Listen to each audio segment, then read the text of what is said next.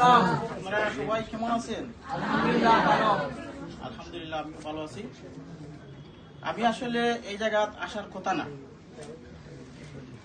এখানে আসার একমাত্রই আমি যা কথা বলবো, আসলে কি বলবো, আমি এই সেক্টরে আসার কোনো কথাই না। আমার পড়ালেখা শেষ হয়েছে 2013 সাল। আমি যে জৈন্তাপুর উপজেলায় আছি, আমি ভূমি অফিসে কাজ করি। আমি একজন রাইটার। বাট আমার ছোট ভাই রিয়াদ স্যার,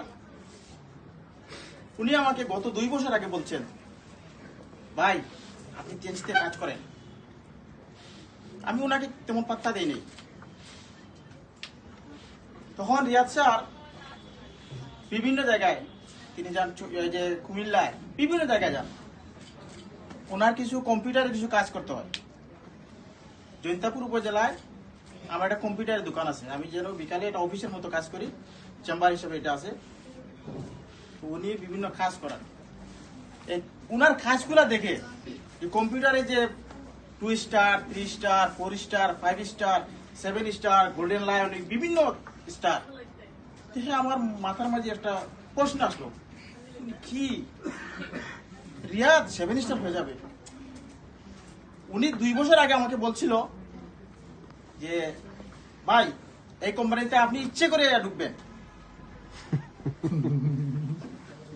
সিরিয়াসলি আমি বলছি যে আমি ইচ্ছে করে ঢুকছি।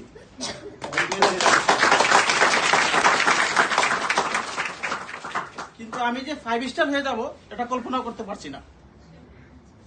তো ভবিষ্যতে রিয়াদ স্যারের সাথে থেকে আমি অনেক দূর আগাবো ইনশাআল্লাহ। তবে এই যে সিলেট ডিস্ট্রিক্টটা অনেক পিছিয়ে আছে।